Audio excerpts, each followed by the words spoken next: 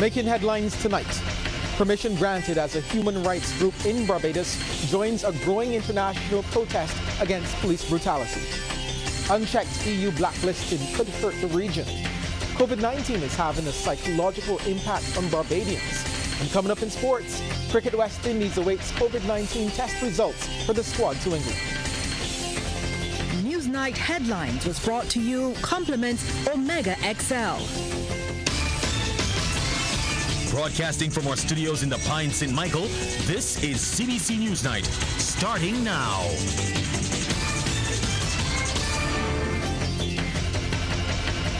I'm Shane Jones, leading the news at 7. The protests spreading across the globe against police brutality in America, particularly against minorities, will reach Barbados this week. The marches and civil unrest were sparked by the killing of an unarmed black man in America last week.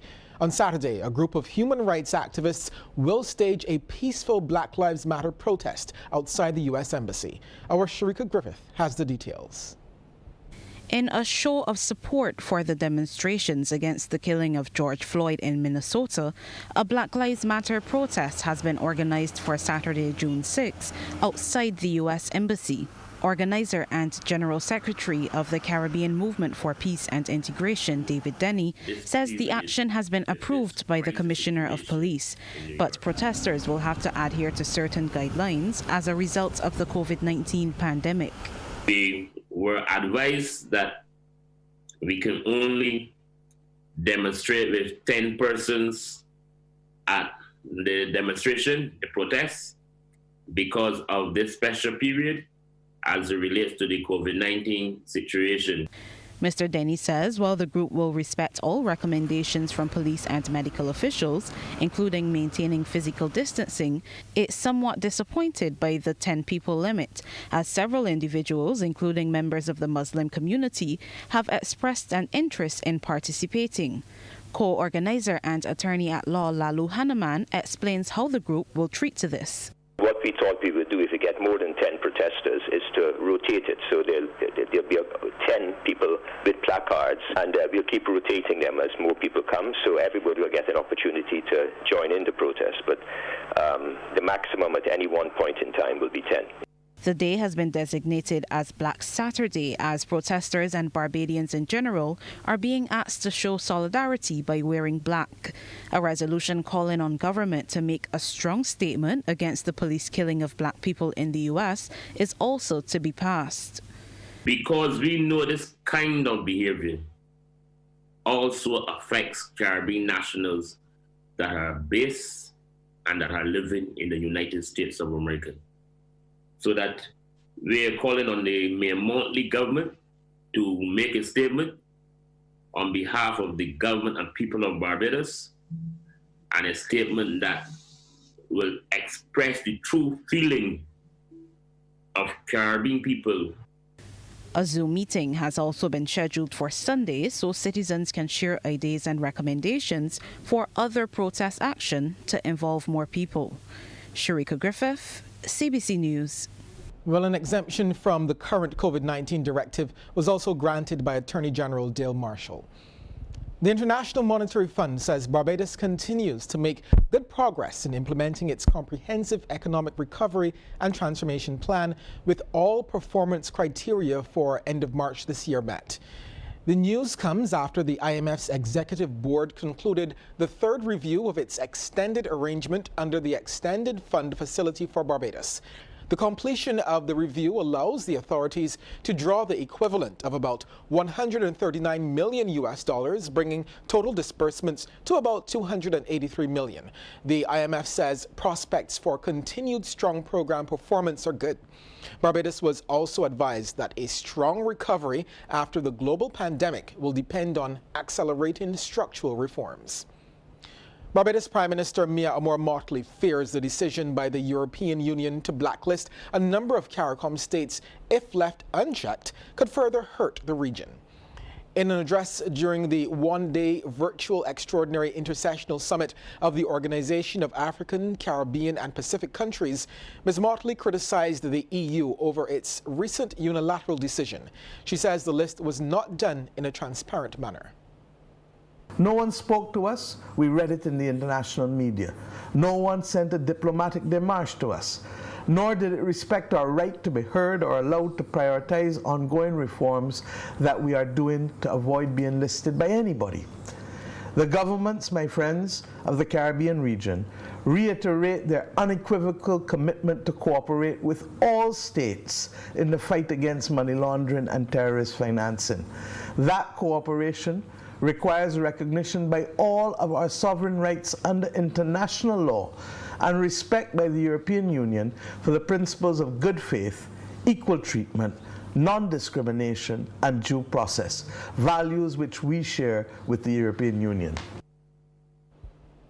Senior Technical Advisor to Government, Dr. Kevin Greenidge, has been explaining what would happen if all public servants opt out of the Barbados Optional Savings Scheme. Dr. Greenidge says if an employee chooses to receive all his cash or her salary in cash, government will still issue a bond for the amount it was targeting. That bond will then be sold by the central bank and the employee will receive his or her cash. Dr. Greenidge says as a result, government will still get the fiscal space it needs. So if everybody said they want their money in cash, government will still issue 90%, 100 million less in cash, and a bond which allows it to do the capital works program and still satisfy the option of providing you with savings, or because Mary Lou case, she didn't hold the bond in any day, she sold it, and John Brown in public bought it.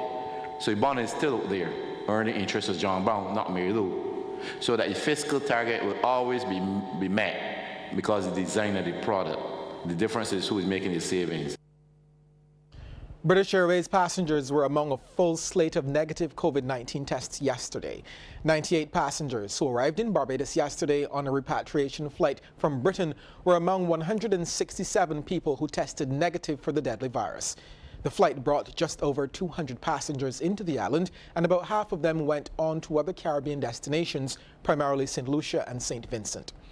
The 98 persons who were swabbed at Paragon were immediately placed in quarantine, which will last 14 days.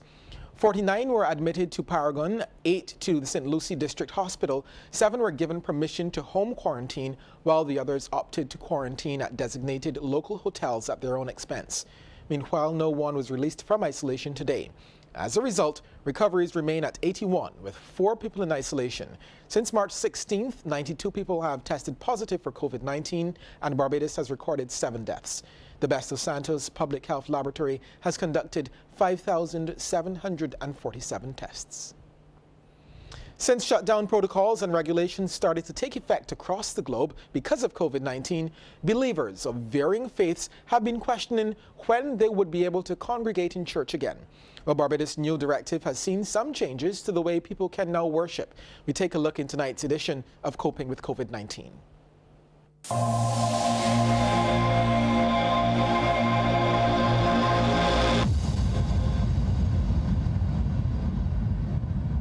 This directive applies to all religious institutions, however denominated, and is applied to funeral services and wedding ceremonies.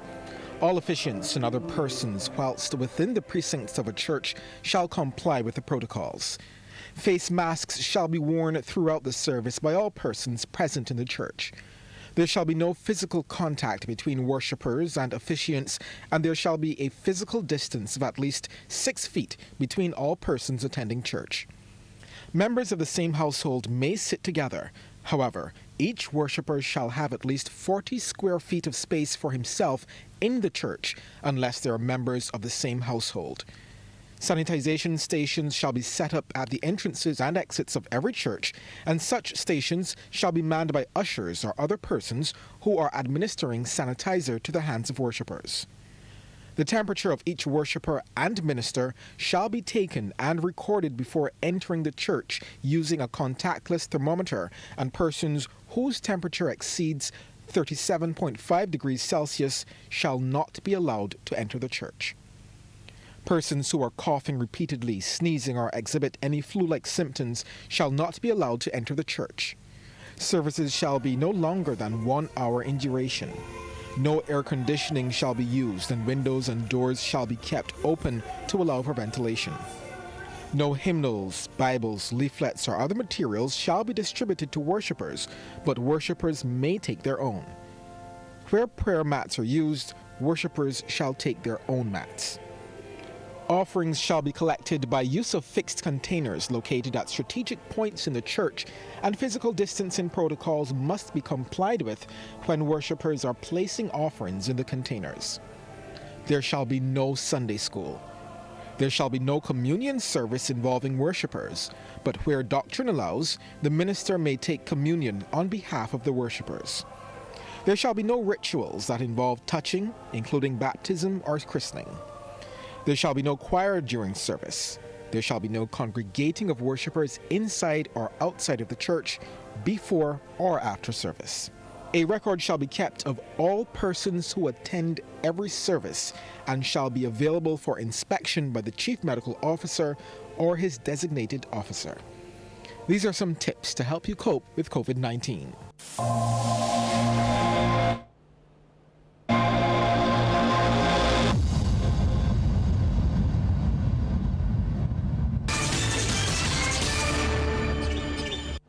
While COVID-19 is a respiratory disease, the pandemic has had a psychological impact on Barbadians.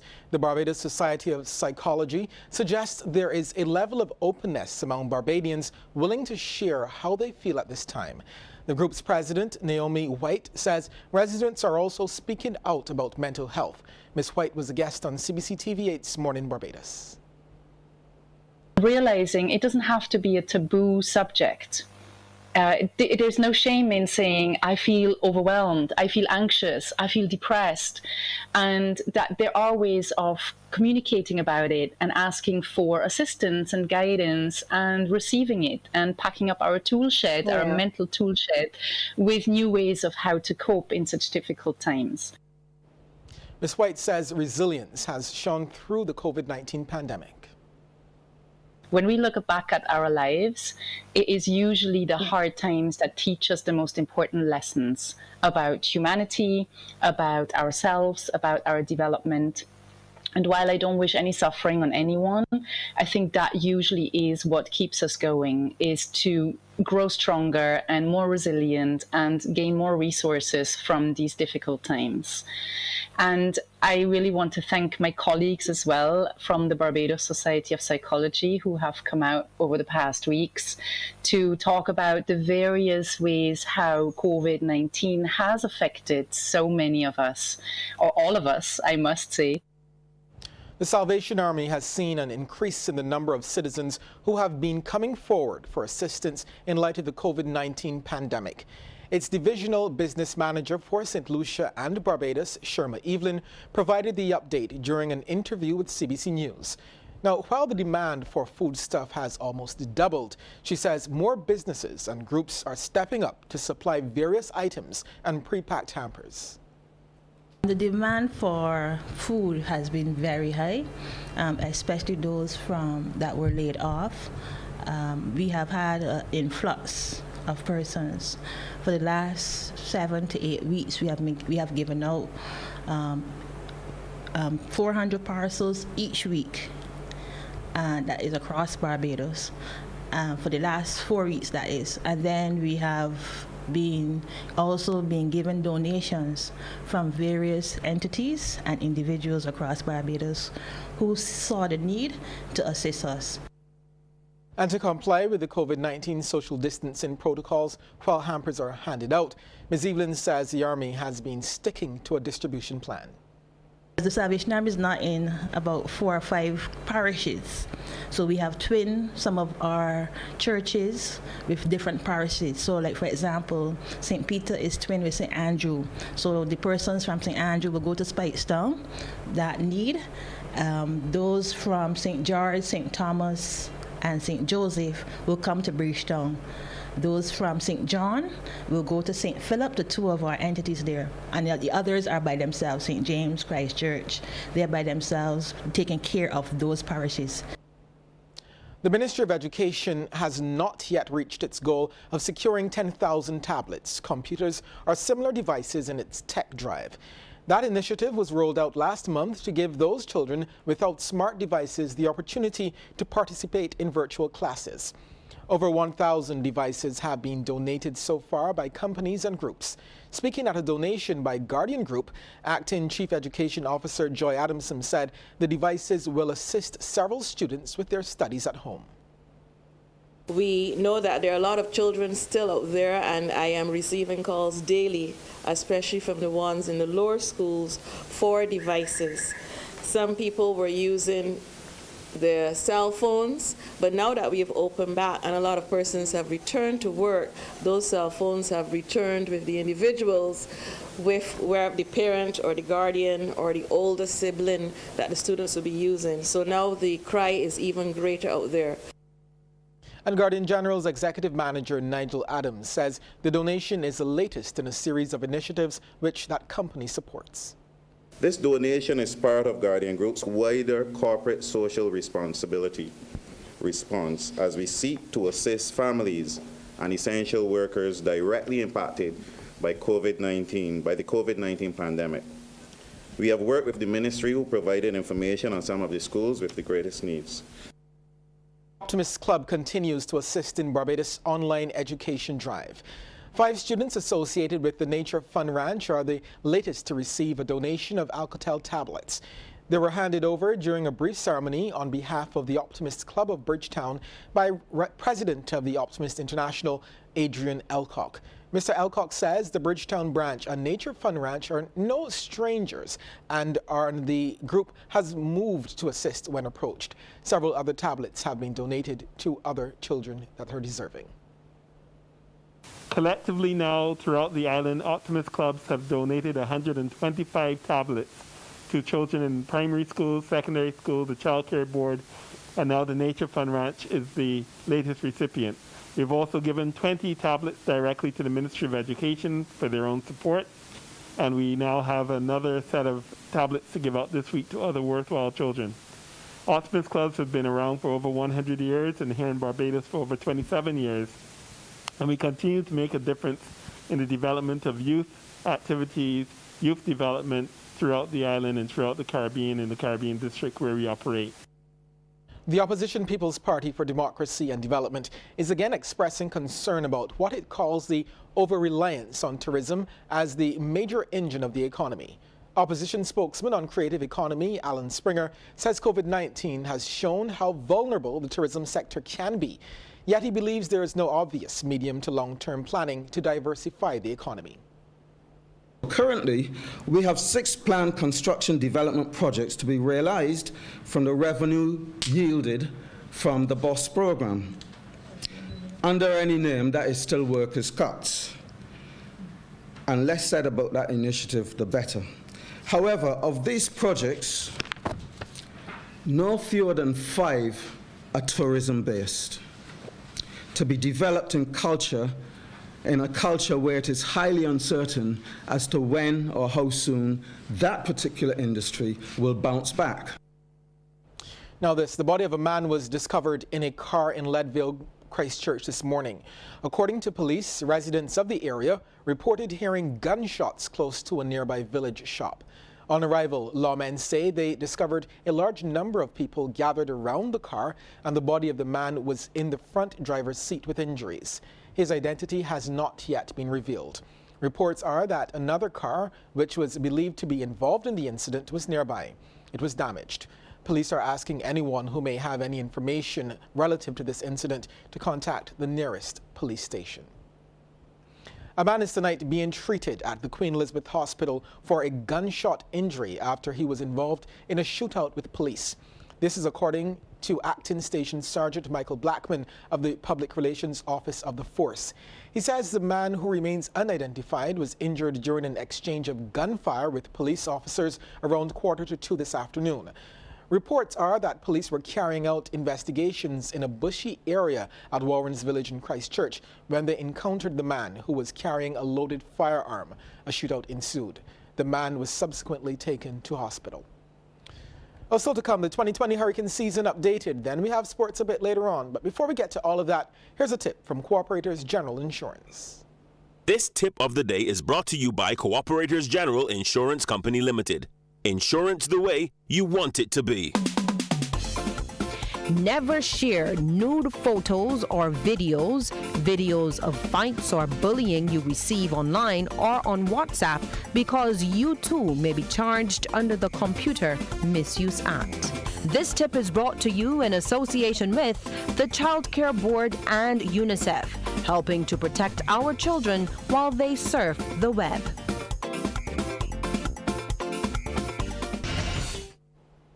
Checking in with our regional neighbors now. Now, while we have been bracing for an above-average 2020 hurricane season, that warning has been upgraded.